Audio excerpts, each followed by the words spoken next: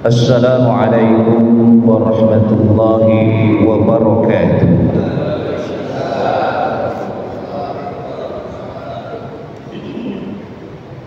Alhamdulillah, alhamdulillahilladzi arsala rasulahu bil huda wa dinil haqq liyudhhirahu 'ala dini kulli wa kafa billahi shahida. Asyhadu an la ilaha illallah wahdahu la syarika lah wa asyhadu anna Muhammadan abduhu wa rasuluhu la nabiyya ba'dah.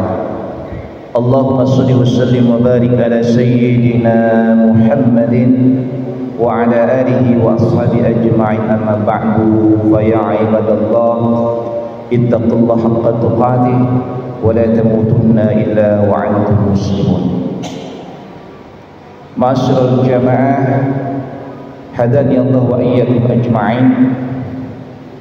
Puji sering syukur kita panjatkan kepada Allah Subhanahu wa taala atas nikmat, rahmat dan anugerahnya kepada kita semua. Alhamdulillah, kita masih diberikan panjang umur dalam keadaan sehat wal afiat. Kita insyaallah diistiqomahkan di dalam iman wal Islam, dan mudah-mudahan amaliyah kita yang kita laksanakan bil khusus di pagi hari ini dimulai daripada pelaksanaan salat subuh yang insyaallah kita lanjutkan dengan i'tikaf ta'lim dalam rangka menambah khasanah keilmuan dan ketakwaan kita kepada Allah Subhanahu wa taala. Mudah-mudahan amaliyah ibadah kita diterima oleh Allah Subhanahu wa taala. Amin ya Allah ya rabbal alamin. Salawat seiring salam kita curah limpahkan kepada uswah kita, kepada baginda Nabi besar Nabi Muhammad sallallahu alaihi wasallam, kepada keluarganya, kepada anak keturunannya, kepada kita umatnya yang insyaallah senantiasa mengikuti jejak langkah beliau di dalam kebaikan, dan insyaallah kita bisa berkumpul bersama baginda Nabi Muhammad sallallahu alaihi wasallam di surganya Allah Subhanahu wa taala. Amin ya Allah ya rabbal alamin.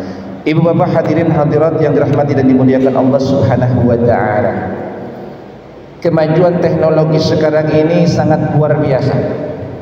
Teknologi informasi itu mengalami peningkatan pesat yang sangat luar biasa. Dari hasil penelitian, dari jumlah penduduk kita yang hampir 280 juta ini, setengahnya 140 juta itu adalah pengguna gadget, memiliki handphone. Jadi setengah dari penduduk Indonesia itu dia menggunakan yang namanya fasilitas teknologi informasi berupa handphone.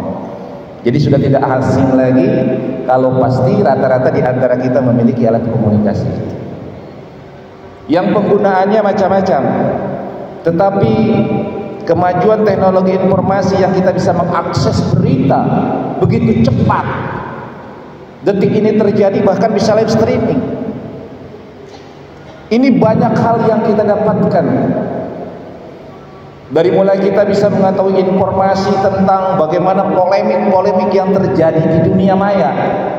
Sekarang ini permasalahan yang cukup luar biasa bisa kita bagi. Misalnya di dalam permasalahan nasab habaib atau nasab alawi ini sekarang sedang digugat. Artinya mereka dianggap dari hasil penelitian seorang ulama dari Banten yang bernama Kiai Imaduddin Usmani Al-Bantani, itu disinyalir bahwa duriyah habaib atau duriyah dari Ba'alawi itu tidak terkonfirmasi tersambung kepada baginda Nabi Muhammad SAW. Nah sekarang ini menjadi polemik di dunia maya dan menuai pro kontra di tengah-tengah masyarakat, bahkan memicu dan memacu terjadi perselisihan di dunia nyata. Sudah ada persekusi, sudah ada pemukulan, dan ini berkembang pesat di dunia gadget kita.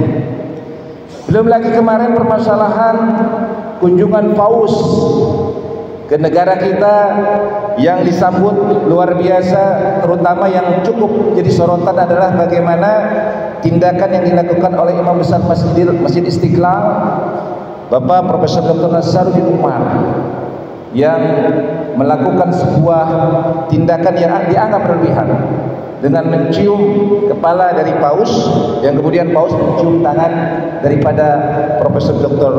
Nasaruddin Umar. Ini cukup jadi polemik. dan ini diakses oleh seluruh rakyat Indonesia, hampir setengahnya. Kemudian kita bisa melihat bagaimana pemberitaan nasional yang bersifatnya ketatanegaraan.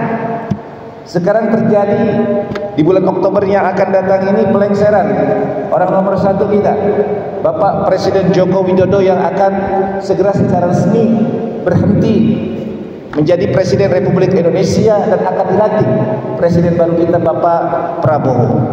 Ini pun kemudian mencuat di tengah-tengah pemberitaan masyarakat, baik media sosial maupun media TV maupun media pemberitaan. Dan yang terbaru adalah berita pembubaran yang dilakukan oleh oknum-oknum tertentu, artinya orang-orang yang mungkin dianggap sebagai preman, terhadap sebuah kegiatan yang dilakukan oleh Bapak Refli Harun dan beserta kawan-kawan kemarin, dibubarkan. Dan itu cukup miris di negara kita, negara Republik Indonesia yang menjunjung tinggi asas demokrasi. Nah, pemberitaan-pemberitaan ini begitu hebat di tengah-tengah masyarakat kita. Lalu bagaimana kita mensikapi terhadap segala hal yang ada, yang kita dapatkan di gadget kita ini, atau mungkin dalam dunia nyata kita? Ketika terjadi sebuah kabar berita, ketika terjadi sebuah peristiwa, bagaimana kita mensikapi ini agar kita tidak terjebak kepada sebuah perbuatan yang melanggar syariat? Maka untuk menjawab pertanyaan-pertanyaan ini, ada sebuah kitab yang dikarang oleh Imam Al-Ghazali, yang disebut kitab itu judulnya Ayyuhal Walad. Ayyuhal Walad. Imam Al-Ghazali ini pengarang kitab Ihya Ulumuddin. Jadi beliau sebelum wafat, karena beliau melahirkan tahun 450 Hijriah bertepatan dengan 1048 atau 1058 Masehi, yang wafatnya kurang lebih ada 505 daripada Hijriah atau 1111 daripada Masehi. Jadi usianya masih muda wafatnya. Ada yang mengatakan 54, 53, 58. Nah, bapak-bapak di sini kayaknya udah lebih dari itu ya. Ada yang sudah 60, 70. Nah, Al-Ghazali ini wafatnya cukup muda. Ya, enggak begitu jauh lah sama saya. Kalau 54 ya 4 tahun lagi. Tapi kalau sama bapak-bapak sudah lewat. Nah, Al-Ghazali ini beliau menulis Ayyuhal Walad itu menjawab pertanyaan daripada muridnya berkaitan dengan permasalahan.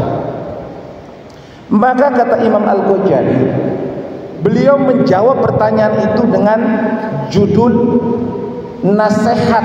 Ada 8 nasihat yang diberikan kepada muridnya. 4 harus dilaksanakan, 4 hal harus ditinggalkan. Di dalam kitab itu dikatakan jawabannya, Ayyuhal walad, inni ansahuka bisamaniyati asya'i iqbalha minni li'alla yakuna ilmuka khasmaka yawmal qiyamah. Ta'malu minha arba'atan wa tada'u minha arba'atan. Ayyuhal walad, wahai anakku, inni ansahuka bisamaniyati asya', aku akan memberimu nasihat 8 perkara. Iqbalha minni, terimalah nasihat dariku itu, di alla yakuna ilmuka khasmaka yaumal qiyamah, supaya ilmumu tidak menjadi musuhmu pada hari kiamat. Ta'malu minha arba'atan wa tada'u minha arba'atan. Dari 8 nasihat itu, lakukanlah yang 4 dan tinggalkanlah 4 perkaranya. Nah, 4 perkara yang harus ditinggalkan, kata Imam Ghazali, adalah yang pertama, alla tunawwira ahadan fi mas'alati mastata'ta, yakni janganlah mendebat seseorang dalam masalah yang tidak kamu kuasai. Jadi pertama, jangan mendebat seseorang tentang masalah yang kita tidak menguasai masalah itu. Kan sering tuh ya, kadang-kadang kita nggak tahu masalahnya, kita mendebat aja, Nasaruddin Umar itu kelak terlaluan. Ada masalahnya dari Muhyiddin karangan pencinta habaib. Enak saja memutus Duriyah daripada habaib. Sudah 500 tahun, sudah suhrah wa istifadah, sudah maklum seluruh dunia bahwa habaib adalah Duriyah Rasulullah. Main begitu saja menyalahkan orang lain. Atau sebaliknya dari pihak yang membatalkan nasab, wah ini mah bukan cucu Rasulullah, akhlaknya kagak bener. Ini si Habib Bahar ini kalau udah ngomong keluar, apalagi ada hurapat-hurapat bahwa satu orang habaib itu lebih utama daripada 70 ulama yang alim. Ada lagi hurapat-hurapatnya, orang mati kalau dikasih surat oleh Habib Bulan, maka nanti gak perlu menjawab pertanyaan munkar wa nakir, cukup kasih surat itu aja. Banyak hurapat berkembang.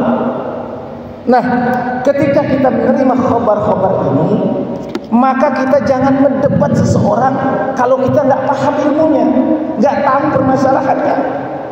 Ini sering terjadi nih, orang yang nggak tahu apa-apa, gayanya mencak-mencak. Ini kan sering terjadi di masyarakat kita. Melihat di gadget kita ada berita, langsung berkomen, langsung nyalahin. Nah, kita sebagai orang yang beragama yang diatur oleh syariat, maka ketika kita mendapatkan sebuah masalah atau pemberitaan yang mengundang masalah, opini, bahkan mungkin bertentangan dengan pendapat dan keyakinan kita, jangan langsung berdebat. Kenapa kalau kita mendebat kemudian masalah itu kita nggak paham? Maka dilanjutkan oleh Al-Ghazali, li'anna fiha afatin katsirah, karena ketika kita mendebat sebuah masalah yang kita nggak tahu, nggak memahami masalah itu, maka di situ terdapat kerugian yang banyak. Kemudian fa itsmuha akbaru min naf'ihima, dosanya lebih besar daripada manfaatnya. Idhiya manba'u kulli khuluqin dzamimin, dan karena hal tersebut ketika mendebat seseorang yang kita tidak memahami masalah itu adalah merupakan sumber semua akhlak yang tercela. Di situ ada riya, di situ ada kedengkian, di situ ada kesombongan, di situ ada dendam, di situ ada permusuhan, di situ ada kompetisi saling mengunggulkan antara satu dengan yang lainnya dan sebagainya dan sebagainya. Kita bisa lihat kemarin itu debatnya Rocky Gerung dengan Silvestre misalnya yang ditayangkan oleh iNews. Kita bisa melihat bagaimana orang yang tidak memahami permasalahan mendebat seorang yang pakar dalam permasalahan. Maka yang keluar apa di situ? Arogansi, kesombongan, ucapan-ucapan yang tidak semestinya. Nah ini, oleh karenanya ketika kita tidak memahami sebuah permasalahan, maka yang terbaik jangan langsung menyalahkan atau mendebat orang yang melakukan atau menyatakan statement itu. Yang terbaik adalah kita mencari kebenaran. Yang terbaik kita melakukan, menanyakan. Maka ini ada etikanya. Dijelaskan oleh Imam Al-Ghazali, ketika kita mendapatkan permasalahan itu, maka ada dua etika yang harus kita lakukan. Yang pertama, kita boleh berdiskusi, berdebat dengan orang itu, tetapi jangan subjektif. Kalau kebenaran itu datangnya dari orang yang dianggap musuh kita atau lawan kita dalam perdebatan, maka bukakan hati untuk menerima kebenaran itu. Jangan berdebat pengennya menang mulu. Ya kan, kalau kita lihat orang di TV berdebat itu nggak mau kalah. Malah kalau orang berdebat dia ternyata memang argumennya kalah, kemudian dia mempertahankan mati-matian argumennya, jadi kayak orang lucu, itu bodoh kita kelihatannya. Oleh karenanya, kalau kita memang tidak membawa pasti tentang permasalahan itu dan kita ingin berdebat, maka yang terbaik bukakan hati kita untuk menerima perbedaan itu, untuk menerima kebenaran. Apakah kebenaran itu datangnya dari lawan debat kita ataupun kebenaran itu datang dari kita. Jangan kita ingin menang sendiri. Yang kedua, sebaiknya ketika kita berdiskusi, berdebat tentang sebuah permasalahan, jangan di depan umum, tapi lakukanlah dalam dunia-dunia akademisi, kalangan-kalangan terbatas. Karena kalau dilakukan di dunia umum akan memicu polemik. Kalau masyarakat bawah ini kan dia rata-rata kan responsif, sekonyong-konyong. Kalau sudah cinta nggak peduli lagi. Pokoknya saya sudah cinta sama Habaib. Kalau ini ada orang yang macam-macam, gua gebukin. Ada yang begitu subjektif. Ini berbahaya. Oleh karenanya ada masalah-masalah yang bisa dibicarakan di depan umum, tetapi ada masalah-masalah yang tidak boleh dibicarakan di depan umum. Banyak itu terjadi di dalam masalah misalnya ilmu kalam atau teologi, di mana Allah digugat, Nabi digugat, jangan dibicarakan di depan umum, karena itu akan memicu polemik di tengah-tengah masyarakat kaum. Tapi apabila ada sebuah permasalahan yang sifatnya besar, bahkan masalah itu berkaitan dengan akidah, maka akan terbaik dilakukan di dalam dunia akademis. Kalau masalah-masalahnya perbedaan furu'iyah, fikih, itu wajar. Karena fikih itu sifatnya juga fikih. Artinya tergantung pemahaman seseorang. Si A memahaminya ini begini, si B memahaminya begini, itu wajar. Karena ada latar belakang pendidikan, ada latar belakang kehidupan, ada latar belakang sosial yang membuat si A berfatwa A, si B berfatwa B. Imam Malik akan berbeda fatwanya dengan Imam Syafi'i misalnya, walaupun itu guru dan murid. Karena ada beberapa kondisi yang membuat orang berbeda. Gak usah jauh-jauh, kita aja di rumah sama istri beda. Ya, istri pengennya masaknya sayurnya sayur asem, lah kita pengennya sayur bayam. Kita pengennya masaknya agak pedas, bini pengennya agak asin. Kadang-kadang begitu. Kita pengennya nirap kursi taruhnya di sini, kata bini kagak di sana aja. Beda-beda. Kita di rumah aja perbedaan itu biasa. Karena memang sudut pandang orang terhadap sebuah permasalahan itu wajar. Nah, dalam masalah furu'iyah, dalam masalah fikih itu beda, biasa-biasa saja. Orang kunut kagak kunut, biasa silakan. Toh kunut bukan wajib. Orang Jumatan azan sekali mau 2 kali silakan. Ya, orang mau takbirnya di sini, takbirnya di sini, atau setelah takbir di sini, atau ada yang dilepas tangannya, silakan. Itu masalah dunia, bukan masalah pokok. Tetapi dalam masalah-masalah yang sifatnya akidah, yang berkaitan dengan teologi, maka ini hati-hati. Maka mengajarkan tauhid itu, ketika tauhid itu berkaitan dengan wahidah tauhidun ilallah, yang hanya sekedar membahas tentang keesaan dan keagungan Allah, boleh diajarkan secara umum. Tetapi ketika menggugat tentang eksistensi Allah kah, Rasulullah kah, maka itu harus di dunia akademis. Hati-hati, karena itu akan mengundang polemik daripada orang-orang yang tidak memahaminya. Nah ini, di etikanya kalau kita mendebat sebuah permasalahan yang kita tidak paham dan ingin tahu, maka kita lakukan diskusi. Tapi harus siap menerima kebenaran dari orang lain. Jangan kita ingin benar terus. Yang kedua, upayakan kalau itu masalah besar, jangan dilakukan secara terbuka. Kenapa? Karena dalam berdebat itu ada 4 kelompok jenis manusia. Yang 3 berpenyakit, yang 1 sehat. Jadi orang bodoh itu terbagi 4 kelompok, kata Imam Al-Ghazali. Di mana yang 1 ini adalah orang yang sehat. Diibarat kata orang yang berpenyakit datang ke dokter jantung, dia punya penyakit jantung. Nah, orang ini datang ke dokter, kalau dokter ahli maka insya Allah akan diberikan resep-resepnya. Tapi kalau kita datang ke dokter yang tidak ahli, maka pasti tidak akan bisa sembuh penyakit kita. Nah, alim ulama itu diibaratkan dokter. Dan orang-orang yang memiliki penyakit itu adalah penyakit hati yang dimaksudkan. Jadi ketika orang bertanya, terbagi 4 kelompok. Yang pertama, ada orang bertanya memiliki sifat hasud, dengki. Saya pengen nanya nih kepada Ustaz ini, saya pengen tahu nih Ustaz ini, udah gak suka tuh Ustaz itu, ini kebenaran pengajian ini, kebenaran pengajian, tanya nih Ustaz, bener gak? Niatnya udah hasud dari awal, udah dengki.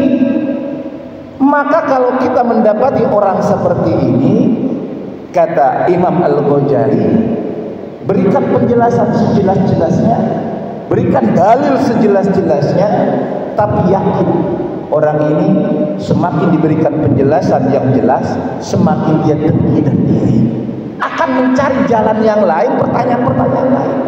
Maka solusinya jangan sibuk kita untuk menjawab orang yang seperti ini. Cukup jauh sekali, jangan terus-terusan dijawab. Ini etika yang diajarkan oleh Al-Ghazali. Jadi ada orang bertanya, tapi sudah memiliki hasud, jiwanya sudah dengki iri, sehingga dia bertanya bukan ingin cari tahu, tapi ingin menjatuhkan orang yang ditanyanya. Ini penyakit, hati-hati, hasud. Lalu yang kedua, orang yang bertanya atau orang bodoh ini ada yang dia sifatnya dungu. Iya, bahasanya Rocky Gerung, dungu. Apa itu dungu? Orang dungu itu orang yang babel. Dalam bahasa sederhana simpelnya, orang dungu itu orang yang baru belajar dikit tapi sok pinter, baru bisa belajar baca Al-Quran sama terjemah, sudah berani mendebat mufassir. Ini salah, ini mufasir ini nggak ada dalam Al-Qurannya, ini nggak ada dalam hadisnya.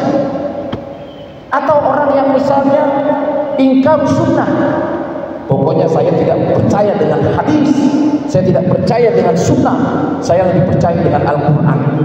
Maka kalau tidak ada dalam Al-Quran, saya tidak percaya. Ini orang baru belajar terjemah, sudah seperti mufti. Ini orang dulu yang kayak begini. Orang baru belajar, maaf saja bacanya masih belepetan, tajwidnya masih acak-acakan, kemudian dia baru belajar terjemah, udah nyalah-nyalahin ulama yang dia belajar dari kecil sampai besarnya di bidang agama. Nah ini yang dulu namanya. Orang yang belum memiliki kemampuan yang cukup sudah berani menyalah-nyalakan seorang ulama yang terkenal kefakihannya, yang terkenal kealimannya. Itu bahasa simpelnya. Ini sering terjadi. Oh, nggak bener tuh Nasaruddin tuh. Masa begitu toleransi? Oh, nggak bener nih simpulan. Oh, nggak bener simpulan. Padahal dia sendiri maaf baru belajar agama. Maka orang yang seperti ini, apa yang harus dilakukan? Ingat, orang yang seperti ini orangnya babel. Berikan pemahaman, berikan penjelasan sejelas-jelasnya. Kalau memang masih seperti itu, abaikan, tinggalkan, jangan dilawati, karena nggak ada gunanya. Kita berdebat, berdiskusi dengan orang yang dungu. Lalu yang ketiga, jenis orang yang bodoh atau bertanya ini adalah ada orang yang memang bodoh. Akilnya memang lemah. Misalnya maaf saja, kalau kita sudah tua kan malas belajar. Belajar baca Al-Quran aja susahnya minta ampun. Suruh ini panjang 2 harakat, panjang lagi, pendek lagi, pendek lagi. Suruh jangan panjang, panjang lagi, panjang lagi. Susah banget nerima ilmu. Belajar tajwid aja susah. Apalagi suruh ngapal, kan susah kan? Suruh ngapal Al-Quran, Pak Ustadz saya ngapalnya susah banget ini. Gimana caranya ngapal Al-Quran ini? Saya udah hafal sehari baca, wah udah hafal nih pagi-pagi, wah sampai sore, besoknya lupa lagi gitu. Nambahnya gampang Pak Ustadz, saya sampai 2 lembar. Tapi pas diulang lagi lupa lagi saya. Nah ini namanya bodoh. Artinya memang akil kita yang memang ada kelemahan di dalamnya. Maka untuk orang yang seperti ini pun sama. Maka pergunakan bahasa-bahasa yang ada untuk orang yang seperti ini. Jangan berat-berat. Jadi kalau orang yang memang IQ-nya atau pemikirannya lemah, maka jangan berat-berat kasihnya. Maka kalau ngaji misalnya, jangan langsung 1 lembar. Orang yang seperti ini cukup 1 ayat. 1 ayat pelan-pelan. Bismillahirrahmanirrahim. Coba baca. Bismillahirrahmanirrahim. Baca terus 3 kali. Udah, jelaskan sekali-kali. Bismillah, dengan menyebut nama Allah. Ar-Rahman, sifatnya Allah yang pengasih, yang Allah adalah pemberi nikmat kepada seluruh makhluk. Di seluruh dunia ini Allah berikan nikmat kepada siapapun yang namanya makhluk, mau kaya, mau miskin, mau kafir, mau mukmin, mau binatang, mau manusia, mau jin, diberikan semuanya hak-haknya. Ar-Rahman Ar-Rahim. Sifat Allah penyayang. Allah hanya akan memberikan nikmat ini kepada orang yang bertakwa nanti di akhirat. Jelaskan pelan-pelan. Terus kita review lagi. Nah, begitulah. Maka baginda Rasulullah mengatakan khatibun nas ala qadri uqulih. Ajarkanlah manusia berdasarkan kadar akalnya. Jangan maaf-maaf saja kita paksakan orang itu untuk melebihi kapasitas kemampuan.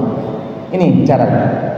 Dan yang terakhir, orang yang bertanya itu adalah orang yang memang benar-benar tidak tahu dan tidak ada dengki khas di dalamnya. Ustaz, saya nggak tahu tata caranya saya memenuhi nazar saya, Ustaz. Saya kemarin bernazar tentang A bahwa saya akan begini, tapi kebetulan kok saya nggak berhasil, Pak Ustaz. Gimana hukumannya? Saya bernazar bagaimana? Nah, jelaskan oleh Ustaz. Pak Ustaz, ini ribut mulu nih masalah waris nih. Adik kakak mau golok-golokan ini gara-gara warisan. Pak Ustaz gimana? Padahal warisannya cuma tanah 4x5, itu pun sekarang ditempati jadi rumah. Ini kalau dipecah-pecah ini rumah mau tinggal di mana? Di Semak, misalnya begitu. Ribut masalah waris. Maka bertanyalah kepada alim ulama, kepada Pak Ustaz, dijelaskan. Nah, orang yang seperti ini bertanya tanpa ada hasil. Maka kepada orang yang seperti ini berikan jawaban yang jelas. Maka insya Allah akan mendapatkan pemahaman yang baik. Nah itu, jadi yang harus kita hindari yang pertama kata Imam Al-Ghazali adalah kita mendebat seseorang yang kita tidak memahami secara benar atau memahami secara jelas daripada masalah yang kita debat. Hindari. Jadi jangan langsung menyalahkan orang, jangan mendebat orang, apalagi dengan niat hasud, karena ini akan menimbulkan bencana. Apa itu bencana? Dosa besar. Ismuha akbaru min naf'ihima, kata Imam Al-Ghazali. Dosanya lebih besar daripada manfaatnya. Ya lebih baik kalau kita memang ingin tahu tentang masalah itu, kaji dulu. Kita kaji referensinya. Kalau misalnya berbicara tentang masalah nasab, kaji itu kitab nasabnya. Ini benar nggak nih? Habaib ini terputus daripada dunia Nabi Muhammad SAW. Ini benar nggak toleransi yang diajarkan oleh Profesor Dr. Nasaruddin Umar? Ini benar nggak buku bapak? Cari itu referensi-referensi yang valid. Jangan kita belum baca, kita belum meneliti, udah langsung menyalah-nyalahkan orang. Itu tidak boleh. Kalau misalnya dalam masalah agama kan referensinya Al-Quran, bisa lihat hadis. Kalau Al-Quran lihat tafsirnya, ada tafsir bil maksud, ada tafsir bil ra'i, ya. Kalau hadis dilihat bagaimana ulumul hadisnya, bagaimana tafsirul hadisnya, kita kaji. Kalau setelah kita kaji baru timbul pemahaman, bolehlah kita berdiskusi, berdebat terhadap orang yang mengeluarkan statement itu. Jadi belum tahu dan debat nanti kelihatan bodohnya. Belum tahu kita sudah berdebat, maka akan terjadi hal-hal yang melanggar syariat atau bahkan itu adalah dosa. Ada hasud, ada kedengkian, ada riya ingin dipandang oleh orang. Hati-hati. Lalu yang kedua yang harus kita hindari adalah apabila ketika kita menjadi seorang yang memberikan nasihat, seperti saya berceramah, ataupun para ustadz-ustadz yang mengajarkan kepada umatnya, maka harus hati-hati. Kenapa? Yang terbaik adalah seorang ulama, seorang ustadz, seorang mubalik menyampaikan sesuatu kepada jamaahnya, kepada umatnya adalah sesuatu yang sudah dia amalkan. Jangan nyuruh orang sholat tapi dia kagak sholat. Kayak dulu orang tua kita di kampung, dia rokok berat, ngomong sama anaknya, nah jangan rokok ya, dia ngerokok. Kata anak begitulah, bapak aja ngerokok, ini ngerokoknya aja sampai bakonya berlenteng-lenteng, lah kita kagak boleh ngerokok. Ini namanya orang nyuruh tapi dia sendiri melakukan, tidak boleh. Jadi kalau kita melarang orang, jangan kita yang melakukan. Kalau kita melarang orang berjudi, jangan kita jadi penjudi. Melarang orang untuk melakukan perbuatan-perbuatan rentenir riba, jangan kita pelaku riba. Menyuruh orang untuk melaksanakan sholat, tapi kita kagak sholat. Menyuruh orang untuk berjamaah, tapi kita di rumah-rumah baik. Jangan begitu. Kata Imam Al-Ghazali, ketika kita memberikan nasihat atau pengajaran atau peringatan, makalah jadilah kita orang yang pionir pelaksana daripada apa yang disampaikan. Nah, apabila memang dalam kondisi-kondisi yang memang diperlukan kita untuk memberikan nasihat, terkadang Pak Ustaz, saya ngaji aja nggak tamat, tapi kan kita harus saling memberikan nasihat, harus saling memberikan nasihat di antara satu dengan yang lainnya, karena ad-dinu an-nasihat, agama itu nasihat. Kita itu wa tawassaw bil haqqi wa tawassaw bis sabr, harus saling memberikan nasihat. Lalu bagaimana, apa yang harus kita lakukan? Maka ketika kita memberikan nasihat, ada aturannya. Apa itu aturannya? Ketika seorang memberikan nasihat, maka dia jangan namanya mukallif, artinya berlebih-lebihan dengan mengungkapkan bahasa yang tidak dimengerti oleh orang yang diberikan nasihat. Kadang-kadang maaf aja, ada ustaz ditanya tentang sebuah permasalahan, jawabnya berbelit-belit. Nanyanya satu, jawabannya muter dulu kemana-mana. Ada yang begitu tuh. Si ustaz agak aneh nih orangnya. Tanyaannya cuma begitu saja. Misalnya satu pertanyaan yang kadang-kadang maaf saja ini sebuah polemik di dunia internet, ya, dunia maya, berkaitan dengan masalah kemarin misalnya bertanya tentang Ba'lawi atau Habib yang menyatakan satu orang Habib itu lebih utama daripada 70 alim ulama. Begitu, maka ditanya kemudian, Pak Ustaz, ini gimana ini dalilnya yang dikeluarkan oleh Habaib? Maka dijelaskan tentang karomah, muter-muter dijelasinnya. Padahal kan tinggal ditanya aja, ini benar apa kagak? Apa yang disebut karomah? Kan gitu gampang. Ini muter ke sana aja, banyak bingung begini. Nah, jangan seperti itu menjelaskan. Kalau menjelaskan itu harus seperti kita ada orang mau kebanjiran, rumahnya kebanjiran, orangnya di dalam, maka kita cukup ini, banjir, jelas kan? Jangan orang ada kebanjiran tapi ngomong, oi air sudah berlalu, ketinggiannya 2 meter, silakan pada keluar. Liar kita yang di dalam. Ini apa, memperingati? Apa sekedar sebuah deskripsi? Kan begitu. Jadi kalau orang punya masalah jelas. Orang kena musibah, woi banjir, woi kebakaran. Itulah. Ketika kita tidak memiliki pemahaman tentang sebuah ilmu yang begitu mendasar, mendalam, maka penjelasannya, nasihatnya adalah nasihat yang gampang. Jangan yang sulit-sulit. Nah, itu cara memberi nasihat yang pertama, artinya harus yang jelas. Lalu yang kedua, ini hati-hati juga untuk saya pribadi, untuk para ustaz. Jangan kita berceramah itu niatnya ingin ditertawakan atau ingin dianggap sebagai orang yang bisa sedih bersama-sama. Kan ada ya, maaf saja, oh ustaz ini mah nggak lucu, nggak usah dipakai. Jadi yang dicarinya lucunya. Kalau ustaz lucu baru dipanggil, ini lucu. Jadi ketika ditanya sudah ngaji, Bu, Pak, tadi dapatnya apa? Ustaz ya lucu, pokoknya mantep deh, sampai saya seperut sakit. Jangan begitu. Jadi salah paham tuh. Jangan seorang pemberi nasihat ingin bahwa dia nasihatnya itu berupa orang lain tertawa. Tapi nasihat yang aku harus diberikan kepada orang adalah nasihat tentang keakhiratan. Misalnya tentang diberikan nasihat tentang kematian. Kita kan sudah paham tentang kematian. Ya gampang-gampang saja. Tentang masalah misalnya ibadah mendekatkan diri kepada Allah, tentang ancaman bagi orang-orang yang kafir. Yang simpel-simpel aja memberikan nasihat. Nasihat yang memang mendekatkan diri orang itu kepada Allah Subhanahu wa taala. Jangan ketika memberikan berceramah itu ingin ditertawakan. Itu tidak diperbolehkan.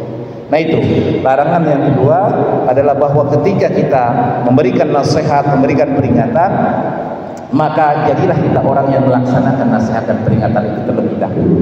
Kabura maqtan indallahi an taqulu ma la taf'alun, ya ayyuhalladzina amanu lima taquluna ma la taf'alun, kabura maqtan indallahi an taqulu ma la taf'alun. Wahai orang-orang yang beriman, mengapa engkau mengatakan sesuatu yang tidak engkau katakan? Maka sangat besar kemurkaan Allah bagi orang yang mengucapkan tetapi tidak melakukan.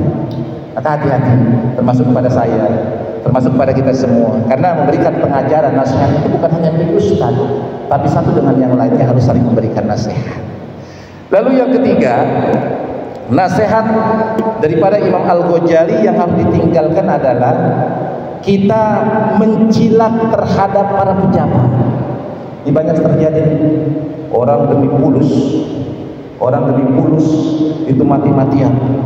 Bahkan menjadi di dunia maya menjadi orang-orang yang memang dituntut Bahkan kita lihat didirikanlah ormas-ormas yang mendukung pejabat-pejabat itu. Maka hati-hati, jangan sampai kita bergaul atau Imam Al-Ghazali mendekati, menjilat para pejabat. Karena sekarang kan mesti begitu. Kalau nggak dekat sama orang ini, nggak jadi pejabat saya. Kalau saya nggak dekat dengan jenderal ini, saya nggak jadi Kapolres. Tapi begini saudara kan. Jadi ada upaya-upaya mendekatkan diri kepada pejabat. Maka bagi kita orang-orang yang hubud, yang hati-hati dalam kehidupan akhirat ini, jangan menjilat. Katakanlah hak yang batil. Kalau kita memang berada di lingkup pejabat pemerintah ataupun yang lainnya, maka jangan tergerus dengan gelombang-gelombang mencilat, mencari muka, membenarkan, menyalahkan yang benar atau yang benar disalahkan. Jangan seperti itu. Lalu yang keempat yang harus kita hindari adalah kita menerima sokongan, menerimakan sumbangan-sumbangan dari orang-orang yang ada niat-niat yang tidak benar. Hati-hati. Kadang-kadang maaf, menghadapi pilkada misalnya ini kan serangan fajar banyak nih. Itu hati-hati. Hati-hati, kita harus warok di situ. Hati-hati. Ini bukan masalah dunia saja. Ini masalah akhirat, dunia akhirat. Ketika kita menerima sokongan hal yang seperti itu dalam sebuah rangka kepentingan politik dan itu niatnya bukan karena Allah, maka itu akan menjadi dosa bagi kita. Maka hindari kita menerima suapan, hadiah, sokongan dari orang-orang yang memiliki kepentingan terhadap politik negara ini. Kita ikhlas, kita memilih si fulan itu karena kita punya pertimbangan yang rasional, bukan subjektivitas yang membabi buta, tapi hasil pertimbangan. Oh, si fulan ini kan muslim dia, oh agamanya bagus dia, oh kepedulian sosialnya luar biasa, terbukti dia memiliki yayasan-yayasan yatim piatu, duafa miskin, dia sangat peduli terhadap orang-orang miskin, dia peduli terhadap agama Islam, setiap ada kegiatan-kegiatan keislaman selalu hadir di dalamnya. Maka pilih yang menggunakan rasional, karena agama Islam itu agama rasional, dan agama rasional itu beragama yang berdalil. Di dalam Islam ini semua harus berdasarkan dalil. Halal haram itu ada dalilnya. Jangan melakukan berdasarkan suka tidak suka. Jangan melakukan sesuatu yang kita nggak paham. Jadi kalau kita sholat itu harus paham dulu kenapa kita sholat. Maka rasionalitasnya memakai di sini. Oh, ternyata sholat itu manfaatnya bagi kita luar biasa. Dari fisik, jiwanya juga, belum lagi amalia pahala-pahala yang luar biasa. Nah itu 4 hal nasihat daripada Imam Al-Ghazali yang harus kita hindari. Yang pertama adalah bahwa hindarilah kita mendebat seseorang yang kita tidak memahami tentang permasalahan itu. Yang kedua, jadilah orang yang memberikan nasihat tapi dia adalah pelaksana daripada nasihat itu, baru berikan nasihat.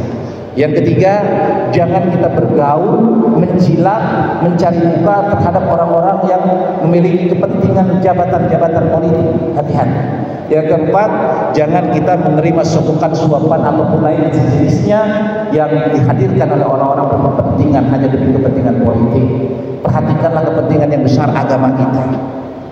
Lalu kemudian apa yang diperintahkan yang harus kita lakukan sebagai nasihat Imam Al-Ghazali? Maka Imam Al-Ghazali memberikan nasihat kepada kita melaksanakan 4 perkara. Yang pertama, jadilah orang yang beramal dalam kehidupan ini hanya mencari ridho Allah Subhanahu wa taala. Kita bekerja mencari ridho Allah Subhanahu wa taala. Kita melaksanakan ibadah sholat di sini ataupun ibadah ta'lim mencari ridho Allah Subhanahu wa taala. Jadi proyeksi kita, orientasi kita adalah ridho Allah. Itu yang diperintahkan Imam Al-Ghazali kepada kita. Setiap kita melaksanakan perbuatan amaliyah kita, maka hadirkan Allah di dalam.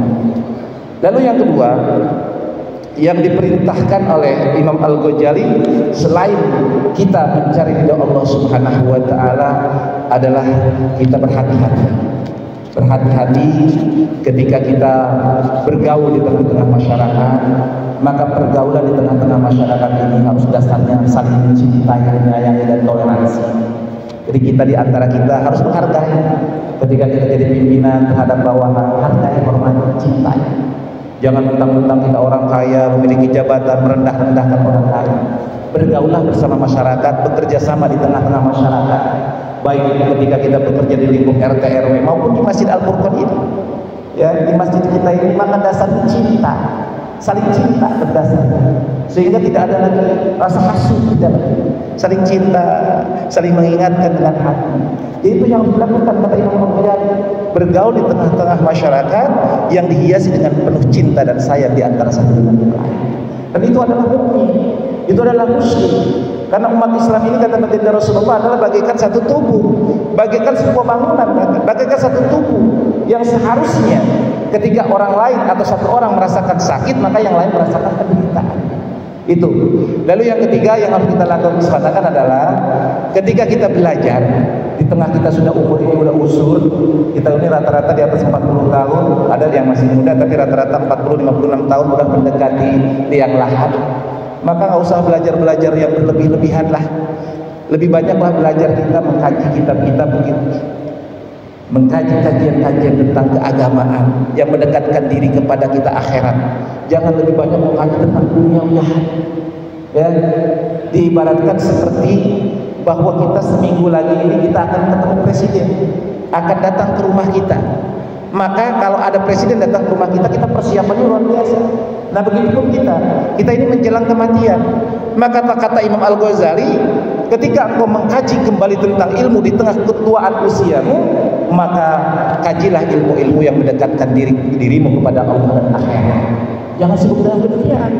Baca Al-Quran, bertahti Al-Quran, tanya ulama, baca hadis dan lain sebagainya. Jangan sibuklah kita dengan dunia-dunia yang maaf, pikir-pikir politik, permainan, drama. Sekarang ini banyak drama. Dunia kita ini penuh dengan drama, politik drama semua itu. Di depan mata kita teriak-teriak, di belakang peluk-pelukan. Saya kalau di sidang begitu tuh.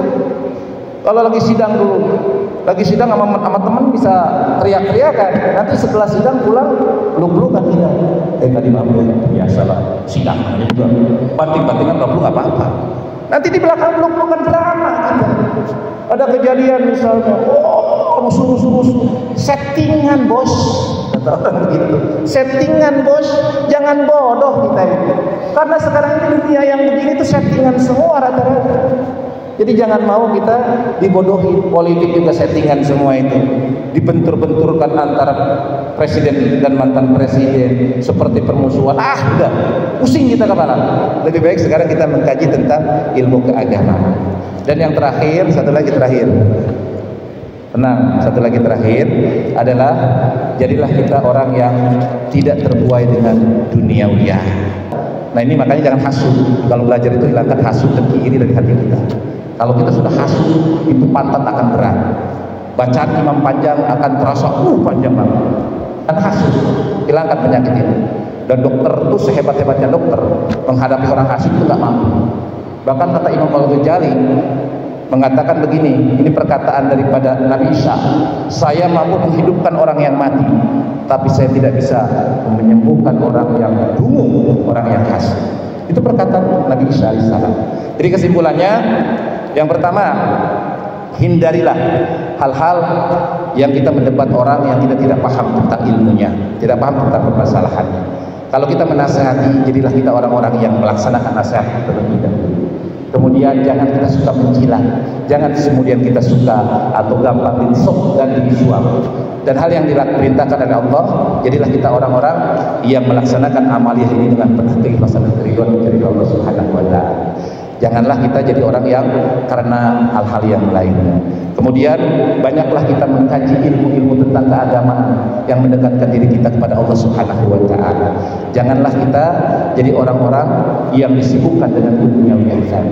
Nah, itulah nasihat yang diajarkan oleh Imam Al-Ghazali. Nanti Anda bisa lihat di kitabnya yang bernama Ayyuhal Walad. Bisa diakses di gadget Anda. Jadi di gadget sudah ada aplikasinya. Silakan dibaca. Tadinya saya mau print, mengeprint ini, tapi karena hubungan situasi saya nggak bisa ngeprint.